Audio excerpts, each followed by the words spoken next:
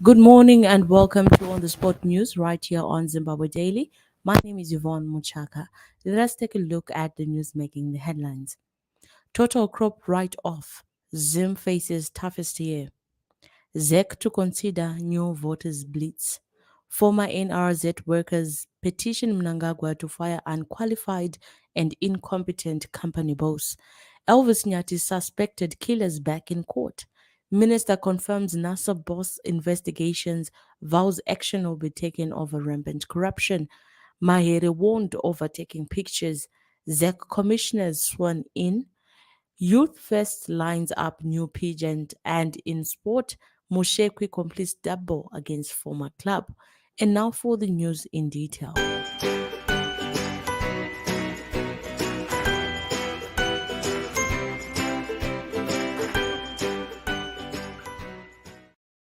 Zimbabwe is facing a tough year after registering total write-offs in key food crops during the 2021-2022 agricultural season.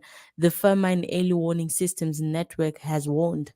Regions facing the toughest year include Manicaland, Masvingo, Midlands, Matabeleland North and Matabeleland South provinces, according to the report, which noted that the livestock condition could be saved by healthy downpours that fell during the tail end of the season. Fosnet's latest report, which covers the period June 2022 to January 2023, reveals shocking details of the struggles that lie ahead for citizens in a country that is already at its knees. It said there has been total write-offs in Zimbabwe's staple maize crop across some regions, while many more have reported up to 80% write-off. While experts say cumulatively rainfall was near average during the season, the 2021-2022 season was affected by erratic and poor distribution patterns, which struggle overstretched crops in regions that even during normal rains the season was also characterized with difficulties by farmers to access input, a perennial crisis that agro-based Zimbabwe has procrastinated to tackle, triggering a massive fall in crop output that has turned once thriving maize farms into pastures. The Zimbabwe Electoral Commission says it will consider another voter registration exercise after statistics showed a 2% increase in registered voters from 2018. On Tuesday, ZEC released a statement stating that as at June 10, the country's registered voters numbered 5.8 million, a 2% increase on 5.6 million from 2018. ZEC spokesperson Jasper Mangwana said the commission would consider conducting another voter registration blitz before the polls. Electoral watchdogs said it was imperative that ZEC carries out another voter registration exercise before elections expected next year.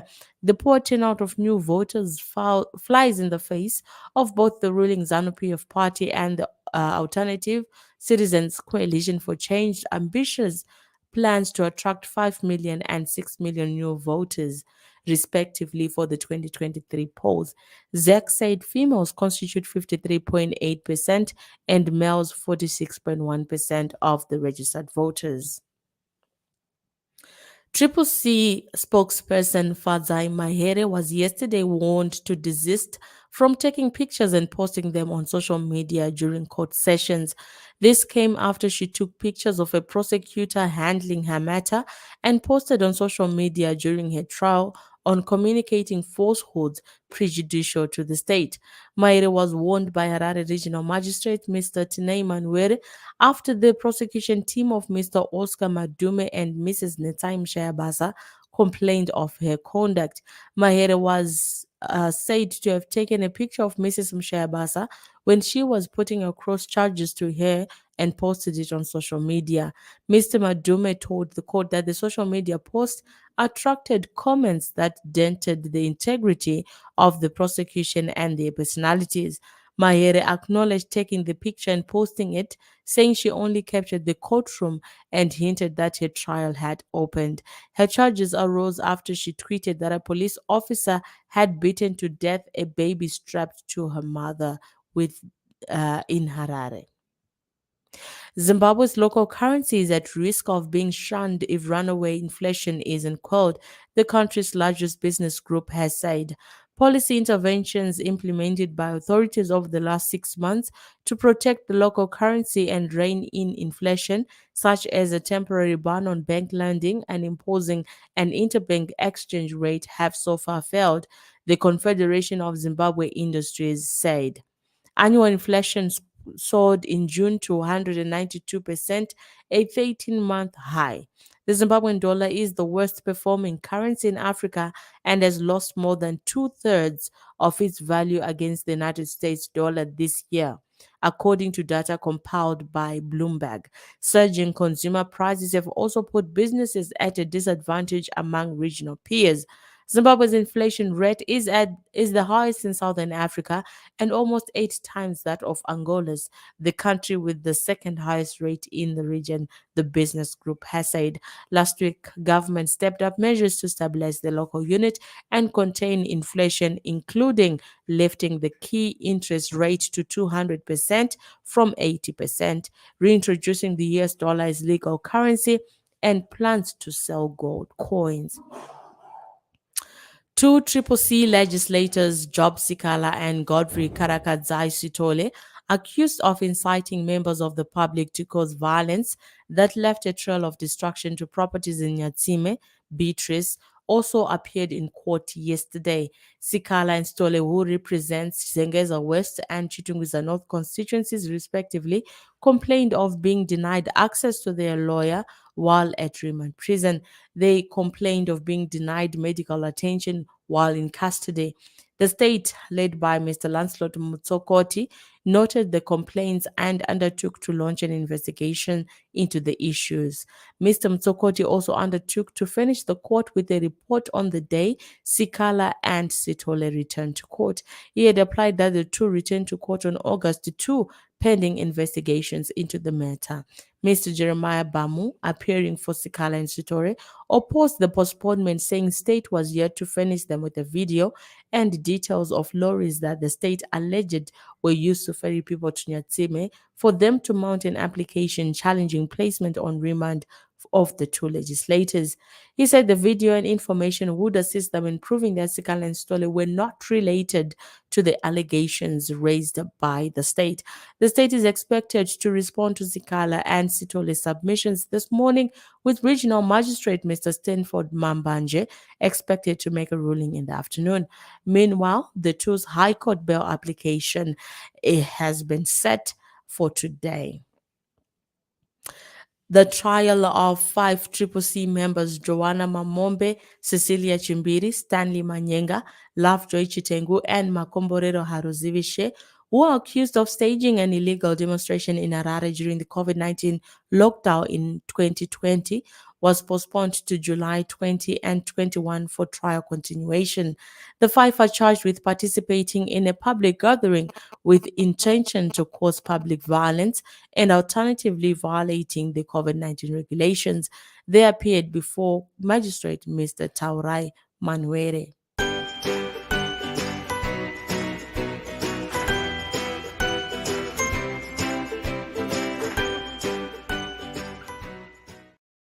Moving on with the news, a coterie of former National Railways of Zimbabwe employees has petitioned President Emerson Mnangagwa over diminished prospects of resuscitating the collapsed parastatal, describing its general manager as unqualified and incompetent to spearhead the parastatal's revival.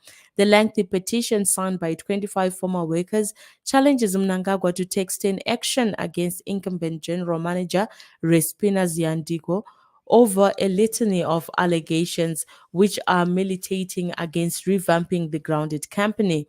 The former workers cited in their petition that the current general manager, Ms. Ziandiko, has done more harm than good, given that she fired 1,500 contract workers who had served the organization for more than 10 years and allegedly replaced the fired workers with their relatives and friends.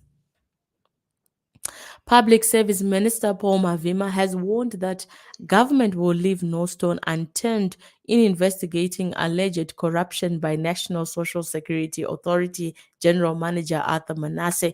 Manasseh was placed on forced leave recently, having been implicated in graft that involved a $750,000 housing loan and a $2,500 housing allowance to service the loan, which is allegedly still being paid despite him owning the property. Speaking to the media on the sidelines of a policy dialogue on child protection financing organized by UNICEF, Mavima said investigations into Manasseh's case had already begun. Zimstat workers say they haven't been paid 3 months since they finished enumeration. One worker said, "We have counted the people, but they haven't counted our money." In other news, police yesterday killed 4 armed robbers in Gwanda during a shootout after the robbers resisted arrest. National Police spokesperson Assistant Commissioner Paul Nyathi said yesterday. Assistant Commissioner Nyathi said more details will be released today, but the gang hijacked a car from a woman in the morning, leading to a police pursuit. A Chinoi man is languishing in remand prison after being denied bail for allegedly kidnapping and detaining a suspected cell phone thief. Nation Sitole of Gadzema Township, Chinoi, appeared before Magistrate Batsirai Madzingairi, facing charges as defined in Section 93 of the Criminal Law Codification and Reform Act, Chapter 9.23, which pertain to kidnapping or unlawful detention. He was advised to apply for bail at the High Court as the lower court did not have jurisdiction due to the seriousness of the offense. The matter was remanded to July 14 for routine remand. A Simas Medical Aid Society nurse was dragged to court on Wednesday for issuing a fake COVID-19 certificate to a bank employee who had approached him for the document. For the offense, Farai Chimaka appeared before Harare Magistrate Yokai Zuda charged with fraud. He was granted $10,000 bail. Court heard that on June 22 this year at Simas Clinic along Chinoi Street in Harare, Chimaka prepared and issued a fake PCR certificate to one Nyasha Sydney Richards. Richard went on to present the fake document to his superiors at AFC Bank, misrepresenting that he was COVID-19 positive. The bank made a follow up on the results. However, some CMAS officials made checks with the medical health insurer only to find that the test results shown in the document were fake and that the signature on the document was also fake. Investigations later led to the arrest of Chimaka. Now we take a look at entertainment news. The Youth Cultural Festival, YOCAF, has added a beauty pageant to the list of the activities as part of their 10th anniversary celebrations. This comes as the arts organization is set to host this year's edition of the festivals under the theme It's Time between August 3 and 6 at Charles Austin Theatre in Masvingo, 2 years after a COVID-19 induced break. The organization is looking for someone to lead and represent the youth and fight for their rights. Hence, the pageantry winner will be that voice. And in regional news, the 7 men accused of killing Zimbabwean national Elvis Nyathi will today return to the Randburg Magistrates Court in South Africa.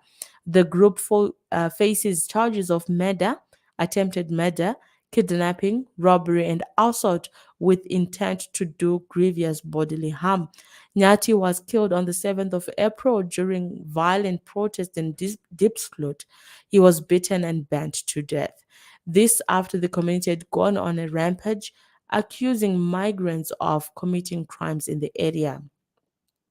Cedric Resayela, Baron Mashele, Godfrey Maslow, Thomas Seribane, Pumudzani Chirangwana, Tabo Makato, and Pulang Chipape were all arrested after Nyati was murdered. They were granted bail of 3,000 rand each. And in sports news, Nyasha Mushekwi was on target against his former club Dalian Pro for the second time this season. Mushekwi struck home in the 26th minute to open the scoring in the game that eventually ended 2-0 for the hosts.